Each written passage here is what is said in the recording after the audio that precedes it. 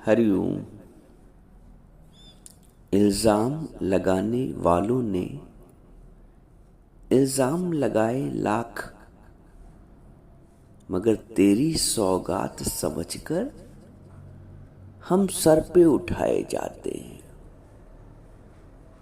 इल्जाम लगाने वालों ने इल्जाम लगाए लाख, पर तेरी सौगात समझकर हम सर पे उठाए जाते हैं। एक संसारी जब साधक अवस्था में आता है ना, तो उसे बहुत कुछ सहना पड़ता है। एक संसारी जब साधक अवस्था को प्राप्त करता है तो उसे बहुत कुछ सहना पड़ता है। एक तरफ हरि, एक तरफ जग। साधक हरि को चुनता है। जब साधक हरि को चुनता है तो जो जगत है वो गरजने लगता है। मीरा ने हरि को चुना, जगत ने साथ नहीं दिया। प्रहलाद ने हरि को चुना, संसार ने साथ नहीं दिया। क्राइस्ट ने हरि को चुना, संसार विपरीत हो गया, पत्थर मारने लगा।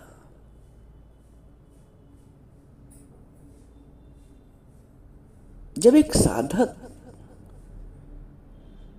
जगत में रहते हुए जगदीश को चुनता है तो जगत का बर्ताव बदल जाता है।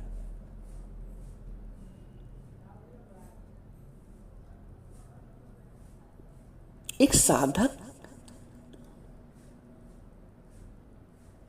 ने बड़ा लक्ष्य साधा होता है। संसारी के लक्ष्य भी हैं, पढ़ना लिखना, व्यवसाय करना, पैसा कमाना, विवाह करना, संतान सुख लेना, उसके भी अनंत लक्ष्य हैं। और वो जगत के अनंत लक्ष्यों की प्राप्ति के लिए, अनंत अधिकारों और कर्तव्यों की पूर्ति के लिए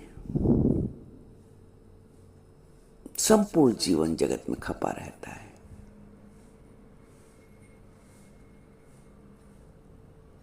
एक साधक भी करता सब कुछ है। वो कहीं से न कर्तव्य विमुख होता है, न अकर्मण्य होता है। वो कर्म करते हुए, कर्मशील रहते हुए भी उसने एक बड़ा लक्ष्य साधा होता है। कबहू न बिसरू राम को, चाहे दुनिया बिसरी जाए। साधक का लक्ष्य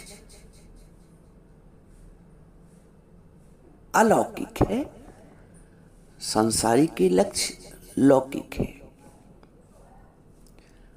साधक के लक्ष्य अलौकिक है, सांसारिक के लक्ष्य लौकिक है।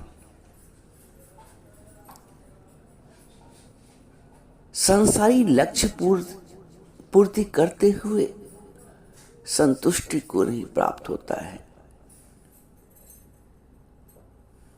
प्रेम, करुणा, दया, क्षमा, मुदिता, इन सब गुणों से वंचित रह जाता है।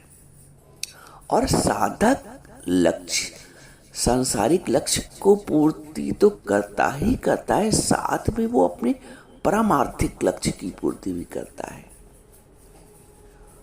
और जब एक साधक परमार्थिक लक्ष्य की पूर्ति करता है तो उसको शांति का अनुभव होता है। जगत को अशांत पसंद है, अशांति पसंद है। साधक प्रेमवान होता है,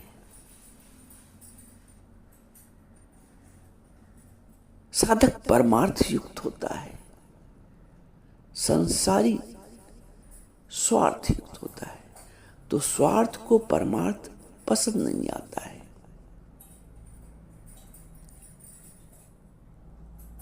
घृणा को प्रेम पसंद नहीं आता है, द्वेष को प्रेम पसंद नहीं आता है। तो इसलिए द्वेष सारा जीवन प्रेम के पीछे पड़ा रहता है।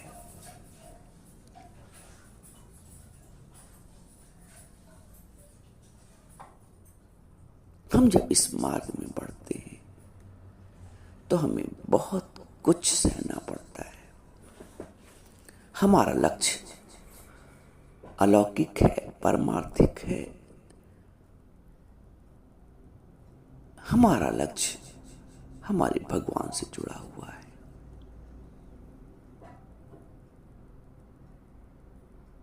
दुनिया कोई पसंद नहीं आता है।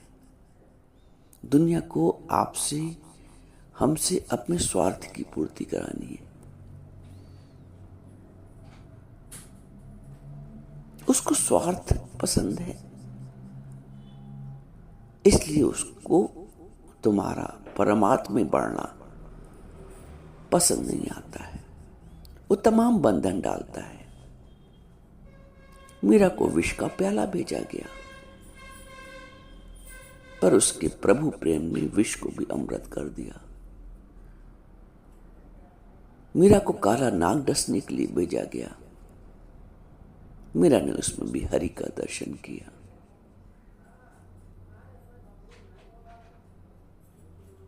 प्रहलाद को अग्नि पे जलाया गया,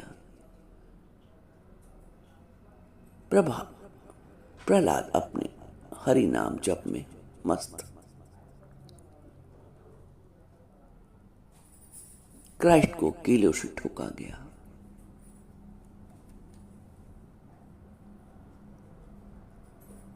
बड़े संकट आते हैं। आज के युग के संकट वैसे नहीं है जैसे पहले आते थे कि कोई विष दे रहा है, कोई नाग भेज रहा है, कोई आग पे चढ़ाए दे रहा है, कोई सूली गाड़ रहा है। आज की जो प्रताड़नाएं हैं ना, वो शब्दों के माध्यम से हैं, वो तिरस्कार के माध्यम से हैं। जब आप इस मार्ग में बढ़ते हो तो आपको लोग तिरस्कार करते हैं, अपमान करते हैं, ताने देते हैं, तुनके देते हैं। ज्ञानी को सब हजम हो जाता है, सब सह लेता है। एक तू जो मिला सारी दुनिया मिली। परमात्मा से प्रेम करके वो जगत से मीठे मीठे शब्दों की आशा भी नहीं करता है।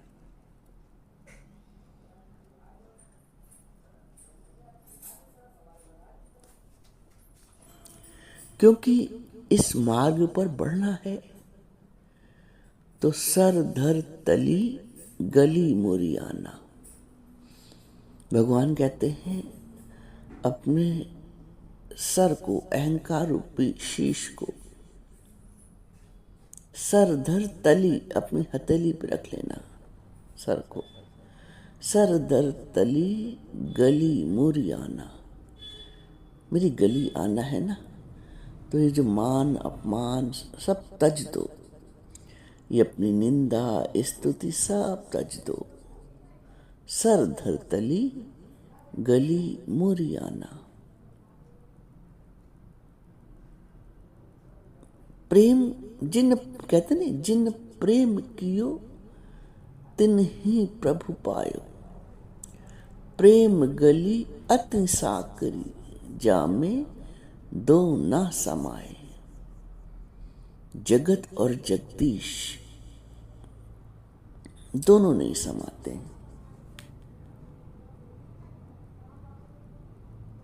प्रेम स्वार्थ का त्याग है, प्रेम अहंकार का त्याग है,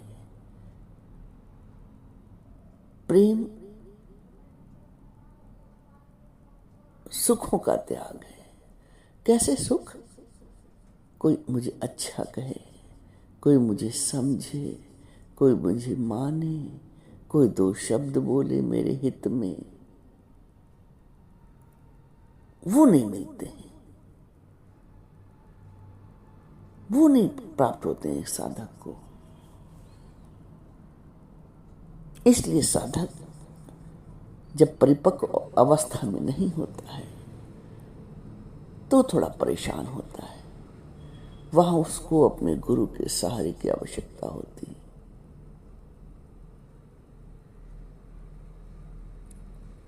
गुरु तुम्हें आत्मिक बल देता है। गुरु तुम्हारी प्रीत को पक्का करता है। दुनिया तुम्हें अपनी ओर खींचेगी, वो अपने स्वार्थ की पूर्ति कराएगी,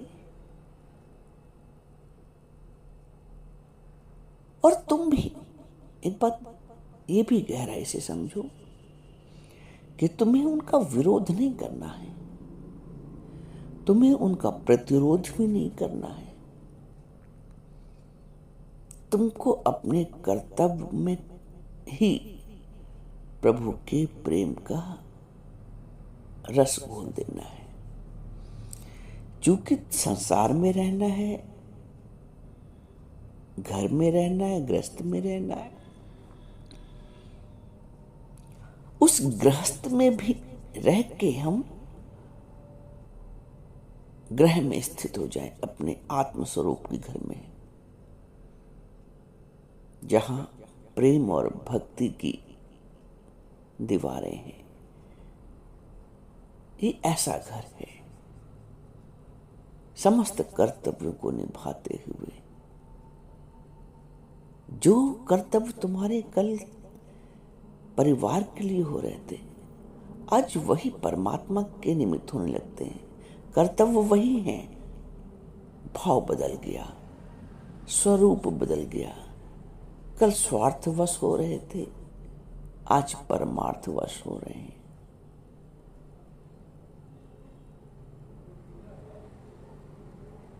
चूंकि जगत को स्वार्थ पसंद है तो उसको तुम्हारा परमार्थिक भाव पसंद नहीं आता है।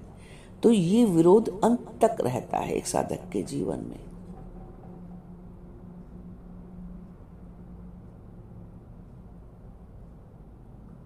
पर जिसने ईश्वर से प्रेम किया है, जिसने अपने परम लक्ष्य को समझ लिया है, वो इन छोटी छोटी बातों पे ध्यान नहीं देता है। मीरा ने कभी हिम्मत थोड़ी हारा कि सास ये कह रहा है, जेठ ये कह रहा है, ससुर ये कह रहा है। बहुत ताने तो उनके मिले, संतन संग बैठ बैठ मीरा लोक लाज खोई।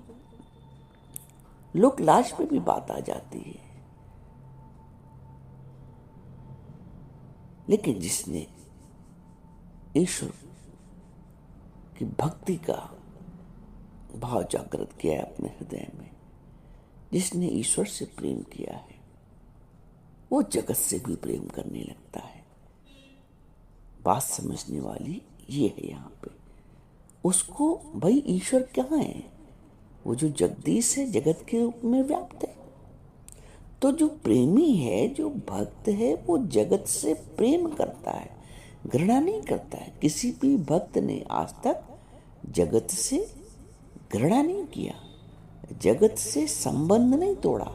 उन्हीं संबंधों को निभाते हुए उसने प्रभु की प्रीत को भी कायम रखा। इसीलिए ज्ञानी का दर्जा, एक भक्त का दर्जा सर्वोच्च है।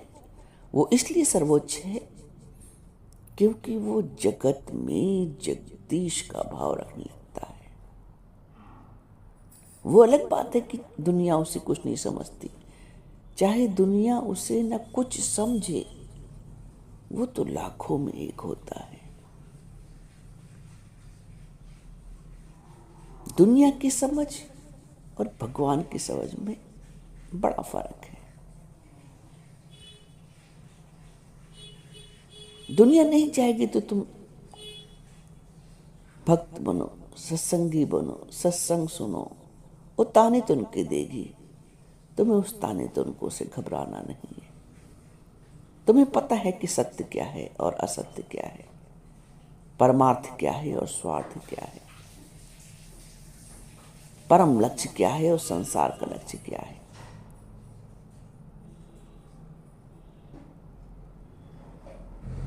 इसलिए जो प्रेमी भक्त हैं, जो भक्त हैं, वो कभी संसार की परिस्थितियों से विभक्त नहीं होते हैं। जो भक्त हैं वो संसार के ताने तुनकों से विभक्त नहीं होते हैं।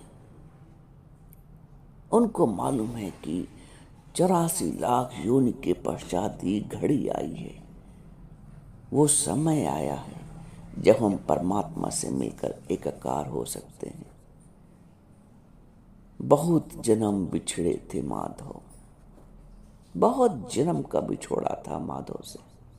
अब गुरु ने उस बिछोड़े को मिलन में परिवर्तित कर दिया है। बिना गुरु के ये कार्य नहीं हो सकता, बिना ज्ञान के ये कार्य नहीं हो सकता है। गुरु हमारा परमात्मा से मिलन कराता है। मीरा को गुरु से पहले भक्ति का भाव था, वो गिरधर की दीवानी थी, लेकिन जीवन में बाद में उसको गुरु की आवश्यकता पड़ी। भगवान ने स्वयं भेजा उसको गुरु के पास कि अब तुम्हें एकाकार होना है ज्ञान के माध्यम से।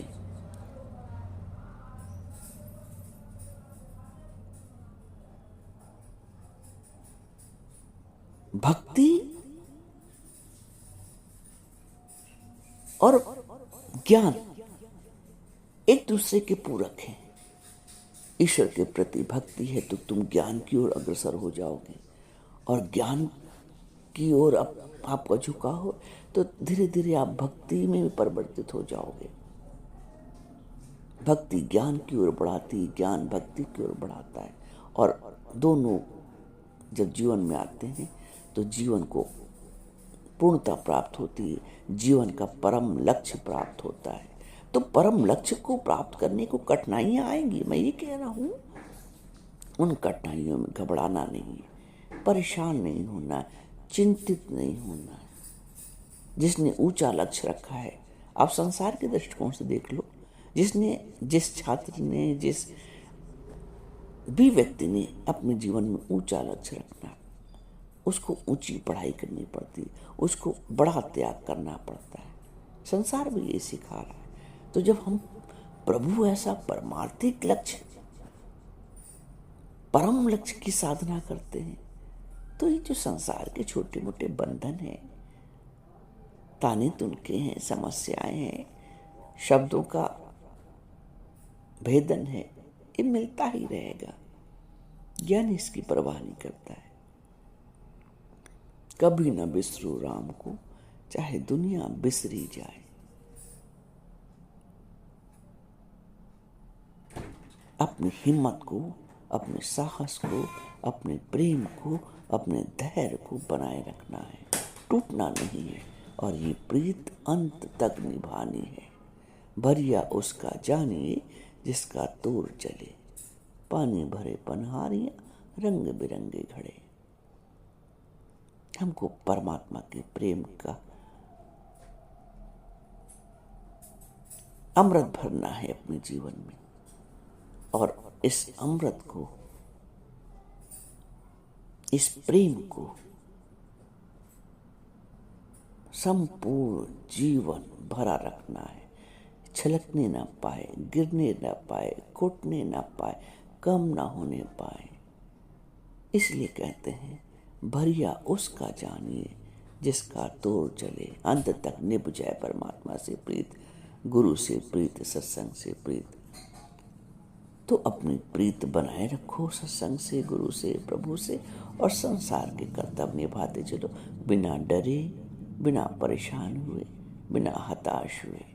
प्रेम से भर जाओ, भक्ति से भर जाओ।